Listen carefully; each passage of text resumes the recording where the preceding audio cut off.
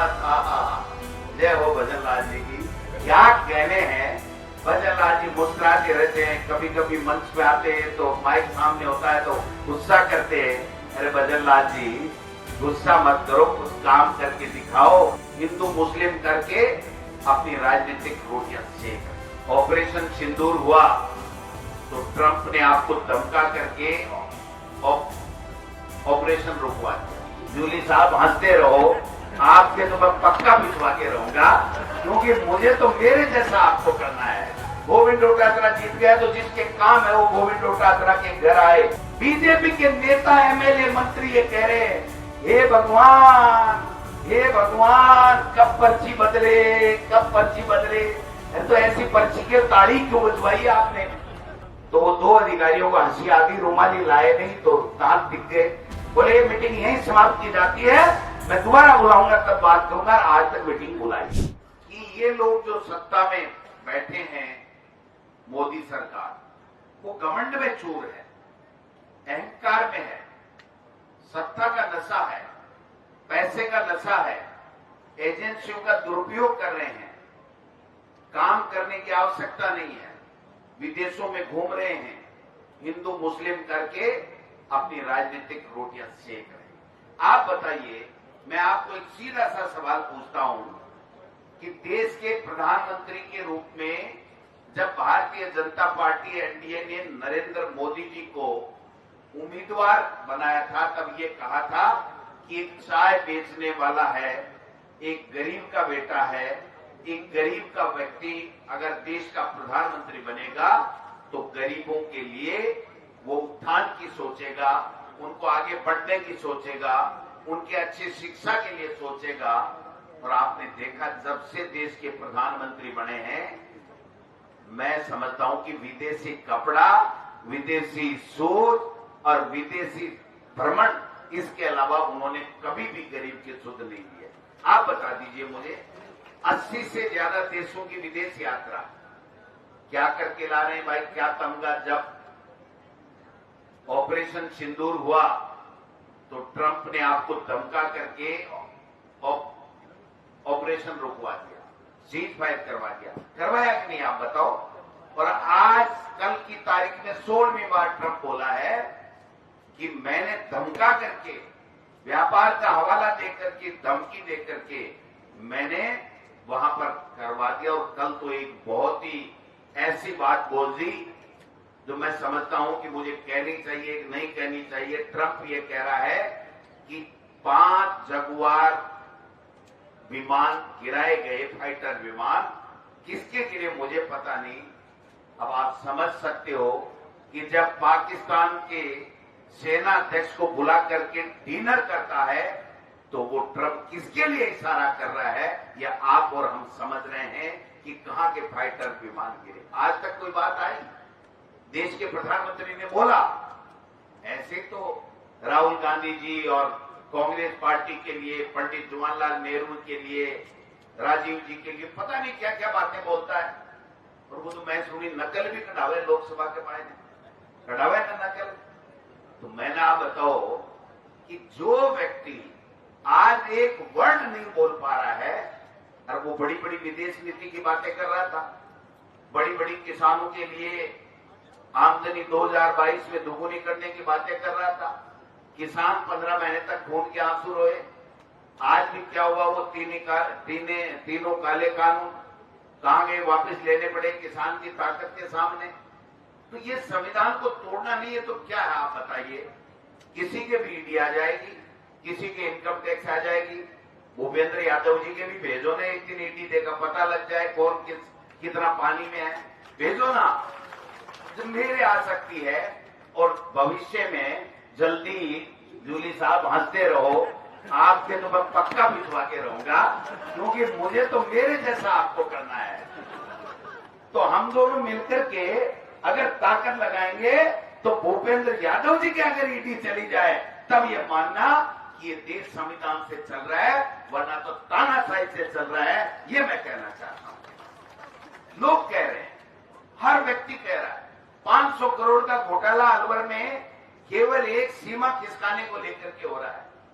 तो भाई साहब इन्होंने तो पता नहीं कितनों की सीमा किसका ही है, कितना इलेक्ट्रोल बॉन्ड के नाम से कितने छापे डाले हैं, कितने पैसे लिए हैं, और चक्की पी सिंह और वो नेता अजीत पवार इनका उप मुख्यमंत्री बना बैठा है। आप समझ सकते हो कि जो हालात हो रहे हैं, और प्रदेश के तो कहने ही क्या भाई साहब, बात जय हो भजन लाल जी की, क्या कहने हैं। भजन लाल जी मुस्कुराते रहते हैं, कभी कभी मंच पे आते हैं तो माइक सामने होता है तो गुस्सा करते हैं।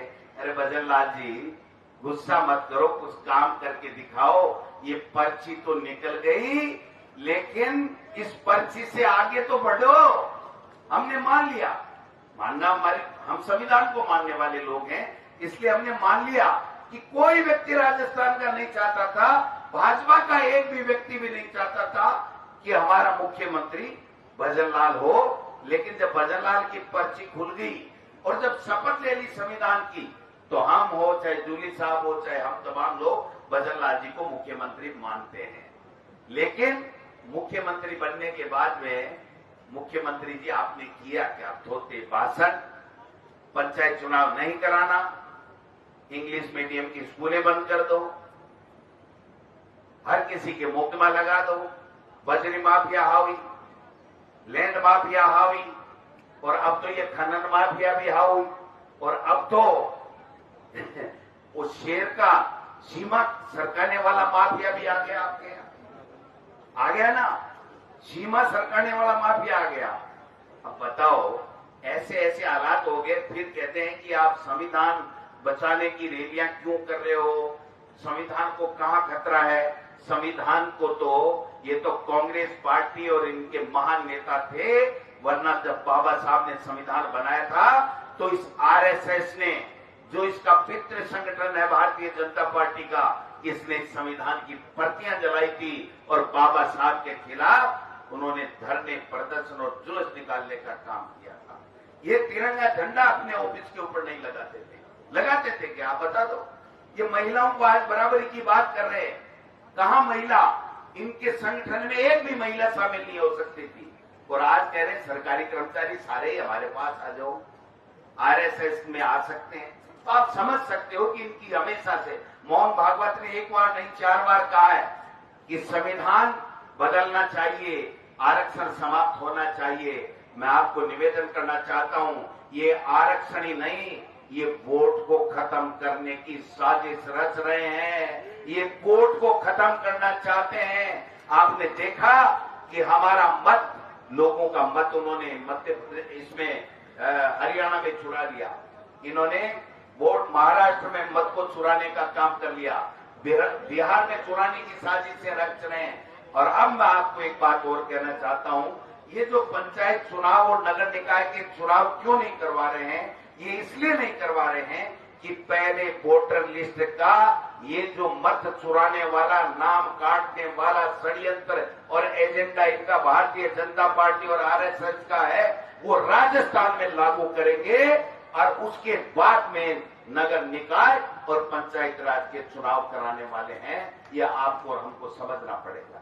इसलिए केवल भाषणों से काम नहीं चलेगा। भाषण तो बहुत अच्छे दिए, सबने दिए, गीत भी गाए और भी गाओ, लेकिन भाई साहब इनके साथ जाकर के इनके सुख दुख में भागीदार हो जाओ, इनको पूछ लो तुम्हारी तकलीफ क्या है, उसके बाद में आपका राज, ये हमारे कार्यकर्ता लाने में कोई कोर कसर नहीं छोड़ेंगे, ये मैं कहना चाहता हूं। मैंने पूछा था अध्यक्ष जी से, मैं कि 5-4 का पहली दिवा देता, बोले साहब कोई मानने ही कोई निश्चय समय दे रोता हूं। तो भाई जी मैं तो थाने निवेदन करूं कि मैं तो 100 छोटो कार्यकर्ता हूं, भाषण में ध्यान नहीं दे करके हमको इनके दुख तकलीफ में भागीदार बनने की आवश्यकता है। इनके कोई तकलीफ है उसमें जाकर के खड़े हो जाओ कि तुम्हारे क्या काम है। हम ये चाहते, नेताओं में एक आदत बन गई कि मैं जीत गया, गोविंद डोटासरा जीत गया, तो जिसके काम है वो गोविंद डोटासरा के घर आए। नहीं, गोविंद डोटासरा जीत गया तो दुगुनी ताकत के साथ हमारे मतदाताओं के घर जाने की, हमारे कार्यकर्ताओं के घर जाने की आवश्यकता है। जब तक ये मिशन नहीं चलाएंगे, जब तक केवल भाषणों से नहीं, भाषणों में तो आप अपन नंबर 1 ले ही नहीं सकते। क्योंकि मोदी जी, बीजेपी, आरएसएस ये तो भाषण के माहिर हैं, झूठ बोलने के माहिर हैं। और आप देख सकते हो हर राजस्थान के हर मंत्री के यहाँ आरएसएस का एक व्यक्ति वहां पर उसका पीए लगा हुआ है। जब तक मंत्री की औकात नहीं है राजस्थान में, जब तक वो आरएसएस का व्यक्ति जो पीए बना बैठा है वो ऊपर से इशारा लेकर के भारतीय भवन से और ये नहीं कह दे कि हाँ यस हो गई फाइल, तब तक मंत्री की औकात नहीं है उस मंत्री की फाइल साइन कर दे। ये तो स्थितियां बना रखी है। धक्का मुक्की ये कोई बात होती है? मुख्यमंत्री और किसी आईपीएस आईएएस के अगर कोई धक्का मुक्की की खबरें आने लग जाए, हुआ कि नहीं हुआ पता नहीं, मुख्यमंत्री जी तो कभी बोलते नहीं है। जब कभी कोई किसी प्रोग्राम में मिल जाते हैं तो हंस करके निकल जाते हैं। लेकिन टीकाराम जूली साहब, आप कभी नेता प्रतिपक्ष के तौर पे जाओ तो ये जरूर कहना कि राजस्थान के लोग पूछना चाहते हैं कि उस आईपीएस ने धक्का आपके मारा या आपने आईपीएस के मारा। ये जरूर पूछ लेना, क्योंकि ये गड़बड़ हो रहा है कि अगर हमारे मुख्यमंत्री के किसी अधिकारी ने धक्का मार दिया तो हमारा तो जीना ही बेकार हो गया। हम तो उनके साथ खड़े होंगे संघर्ष करने के लिए कि मुख्यमंत्री जी आप संघर्ष करो, हम तुम्हारे साथ है। ये नारा हमको लगाना पड़ेगा, कांग्रेस को लगाना पड़ेगा। क्योंकि एक अधिकारी की ये हिम्मत हो सकती है क्या कि मुख्यमंत्री के धक्का लगा दे, मुख्यमंत्री को कुछ बोल दे और वो उसी सीएमओ में पदस्थापित बता रहे, ऐसा बता रहे। मैं समझता हूं कि इससे बेड़ा गर्क करने वाला सरकार कभी हमने देखी नहीं है। बीजेपी के नेता, एमएलए, मंत्री ये कह रहे हैं, हे भगवान कब पर्ची बदले, कब पर्ची बदले। तो ऐसी पर्ची की तारीख क्यों बजवाई आपने? भाई जब पर्ची खुल रही थी तभी कहते थे, जब मुख्यमंत्री अपने विवेक से निर्णय नहीं करते, मुख्यमंत्री का कंट्रोल नहीं है ब्यूरोक्रेसी पर, 8-8 महीने से अधिकारियों की लिस्टें आ रही है।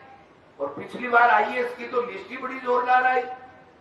वो एक कहावत है हमारे, आप समझो मारवाड़ी में, मेरी शेखावाड़ी भाषा में, कि मोहम्मद को ब्याह मां पुरस्कारी और घमड़ घमड़ आ पड़ा बेटे नहीं देगा, ले बेटा लड्डू, ले बेटा जलेबी, ले बेटा चक्की। तो सीएमओ वालों ने अपने सारे के सारे एक्स्ट्रा चार्ज बांट लिए और अपनी सेटिंग करके, और मुख्यमंत्री जी देख रहे हैं कि सेटिंग सही होगी।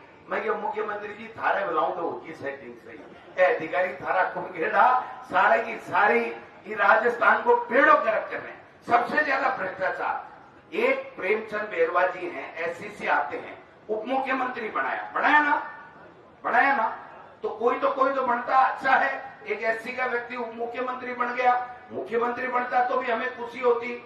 वो जयपुर जिले से है और जयपुर जिले का आरटीओ नहीं बदल सकता। इससे ज्यादा शर्म की बात क्या हो सकती है इनके लिए? हमारे किरोड़ी जी बहुत धुआंधार ऐसे धुआं निकालते हैं और एक दिन बोले कि 8 करोड़ की बजरी बिशनपुर में चोरी हो रही है। अब दूसरे दिन क्या शाम सूंघ गया पता ही नहीं, वो तो बात ही नहीं करते। अब तो कह रहे हैं कि मुख्यमंत्री जी से मिलकर के मुझे बहुत खुशी हुई। मैं क्यों भाई, जनता ने को नहीं भी ठाने तो होगी लेकिन जनता को नहीं हो रही है, क्योंकि जनता ठगा महसूस कर रही है। जनता ये कह रही है कि आपने नौकरियां देने की बात की थी, आपने महंगाई कम करने की बात की थी, आपने किसान के कल्याण के लिए योजनाएं लाने की बात की थी, आपने दलित के उत्थान की बात की थी, आपने मातृशक्ति को मजबूती देने की बात की थी, आपने इन पेपर चोरों को रोकने की बात की थी। बड़े बड़े मगरमच्छ पकड़ेंगे, बड़े बड़े मगरमच्छ पकड़ेंगे, और ये खुद ही खा के मगरमच्छ हो गए हैं, खा के मगरमच्छ हो गए। कहा गए भाई वो मगरमच्छ? वही अमित शाह जी थे जो चुनाव से पहले आए थे, हम मगरमच्छों को पकड़ करके इन परीक्षाओं को दोबारा कराएंगे, जेल में डालेंगे। और आज ये निकम्मे सरकार ये कह रही है कि हमने तो ऐसे ही सत्ता लूटने के लिए झूठ बोल दिया, एसआई की भर्ती हम निरस्त नहीं करेंगे। ये निकम्मे सरकार का आप हाल देख सकते हैं। कहां गए साहब? वो कितना बदनाम किया, रीट में वो हो गया, रीट में ये हो गया, रीट में ये हो गया। क्या हो गया? जो बेईमान था हमारी सरकार ने पकड़ा, जेल के सलाखों में डाला, आपने ईडी से जांच कराई, आपने एसआईटी से जांच कराई, फिर क्या हुआ? उसके बाद में क्या रिजल्ट आया? चोर तो चोर होता है, जो चोर थे वो पहले भी पकड़े गए, आज भी पकड़े जा रहे, आगे भी पकड़े जाएंगे। लेकिन आज 1.25 लाख टीचर के पद हमारे राजस्थान के विद्यालयों में खाली हैं। उसके ऊपर आपका क्या जवाब है कि आप कब उनकी भर्ती करोगे? मैं जब शिक्षा मंत्री था तो रंधावा साहब 1 करोड़ के लगभग नामांकन हमारी सरकारी स्कूलों का बढ़ गया था। 3737 इंग्लिश मीडियम की महात्मा गांधी जी के नाम से सरकारी स्कूलें खोली थी। एक वो शिक्षा मंत्री तो 24 घंटे ही पता नहीं बोलता ही क्या है, उसका तो पता ही नहीं चलता, कभी टिक्की में से निकलता है, कभी कहीं से निकलता है, और कहता है हर बात मुख्यमंत्री जी से पूछ करके बताऊंगा। मुख्यमंत्री जी 1.5 साल में उससे मिले नहीं, पता नहीं क्या होगा। आज 70 लाख के लगभग है हमारा नामांकन, और अब नामांकन के समय क्या कर रहे हैं मोहन साहब? एक पेड़ मां के नाम, चलो कोई बात नहीं, सब ठीक है, बीजेपी का होगा लेकिन अच्छी बात है, सबने लगाया, सब लगा रहे। अब कह रहे एक लड़का प्रतिदिन 10 पेड़ लगाएगा और एक टीचर 15 लगाएगा और 24 घंटे उस पेड़ के अंदर ही घुसे रहेंगे। तो भाई साहब पढ़ने के लिए भेजा है, कोई वन पर्यावरण डिपार्टमेंट में भेजा, कोई फॉरेस्ट गार्ड बना दिया, इनको टीचर रहने दो, इनको स्टूडेंट रहने तो समझ में नहीं आ रहा।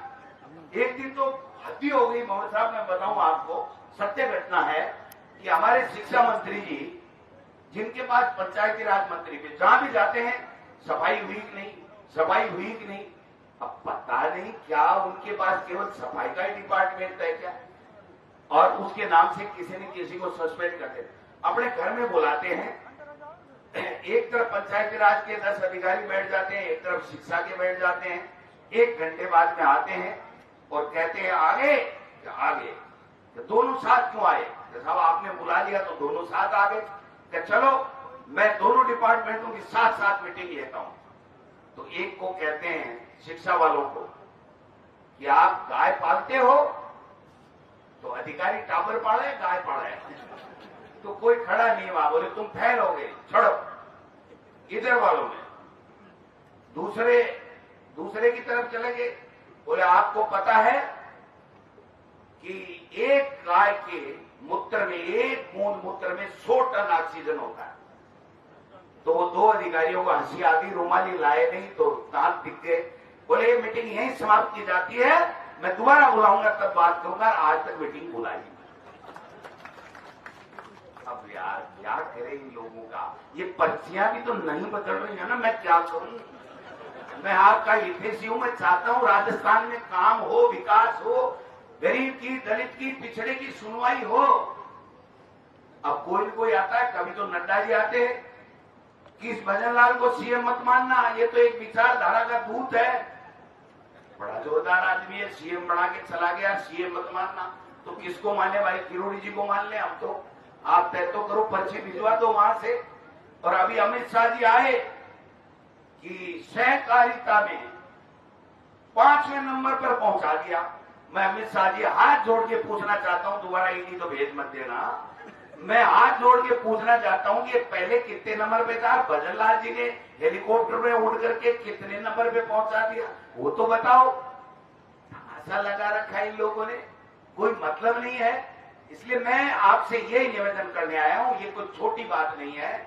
ये जो संविधान है, इसका मतलब आरक्षण, इसका मतलब समानता, इसका मतलब धर्मनिरपेक्षता, इसका मतलब बोलने की आजादी, इसका मतलब शिक्षा की आजादी, सब शिक्षित बने, इसका मतलब सब मूलभूत अधिकार जिनके हैं वो प्राप्त करने के लिए अधिकारी हैं, इसका मतलब अत्याचार नहीं हो, इसका मतलब न्याय मिले, अन्याय नहीं हो, किसी के साथ अन्याय हो रही हो तो न्याय मिले। ये सब चीजें हवाई हो जाएंगी, गायब हो जाएंगी। और मेरे पत्रकार बंधुओं से कहना चाहता हूं, आप जो प्रिंट मीडिया और बड़े बड़े इलेक्ट्रॉनिक मीडिया के जो बंधु बैठे हैं, आधे से ज्यादा तो इस सोशल मीडिया वालों ने आपका स्थान ले लिया है।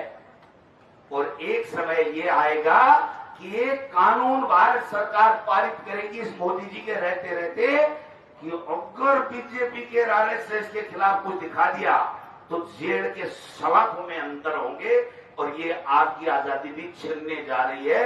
यही इस संविधान का और इस संविधान बचाओ का भी उद्देश्य है, क्योंकि आप हैं तो किसी की गरीब की, पीड़ित की, दलित की और की कोई अन्याय हो रहा है तो आप दिखाते हैं, रात को 12 बजे तक दिखाते हैं। सुबह 4 बजे कोई घटना होगी तो 4 बजे जब एक टैंकर पलटा था गैस का वहां पर भाटरोटा के अंदर दूदू के पास में, तो सबसे पहले अगर वहां कोई पहुंचा तो एक पड़ोसी के अलावा अगर कोई था तो हमारा मीडिया का साथी था जिसने कहा कि ये इस तरीके की घटना हो गई है। तो मैं कहना चाहता हूं कि आप सबके भी अधिकार सीज होने वाले हैं। मैं आपसे इतना ही आग्रह करना चाहता हूं और मेरे सम्मानित मंच से सब लोग अच्छे बोलने वाले हैं, सब लोग बड़े नेता हैं, मेरे से भी बहुत सीनियर हैं, लेकिन एक समय की अपनी प्रतिबद्धता होती है, समय का अपना तकाजा होता है। आप भी थक गए हो तो मैं इतना ही निवेदन करने के लिए आया हूं कि कांग्रेस के कार्यकर्ता और नेताओं को जनता के बीच में जाकर के जनता के मुद्दों को आज आगे करके उठाना पड़ेगा। किसी के साथ अत्याचार अन्याय हो रहा है तो उसको मदद करनी पड़ेगी, उसके साथ खड़ा होना पड़ेगा। अगर ये करेंगे तब सही मायने में हमारी इन मीटिंगों का कोई फायदा है, नहीं तो नहीं है। और मैं एनएसयूआई, महिला कांग्रेस, हमारे सेवा दल, सब अग्रिम संगठनों से निवेदन करना चाहता हूं कि ये जो शेर का एरिया खिसकाने वाले लोग हैं, इनके खिलाफ आप भी आंदोलन कीजिए, खड़े हो जाइए और इन भ्रष्टाचारियों को हमारे प्रदेश से भगाने का काम करें। इन्हीं शब्दों के साथ आप सब लोग आए हो, आपका बहुत बहुत धन्यवाद। बातें तो बहुत हैं, मन भी बहुत है, लेकिन समय अपना है। रंधावा साहब भी बोलेंगे, इसलिए रंधावा साहब का आशीर्वचन हम सब लोग सुनेंगे। आप सब लोगों का बहुत बहुत धन्यवाद। जय हिंद, जय भारत, जय कांग्रेस, जय हिंद।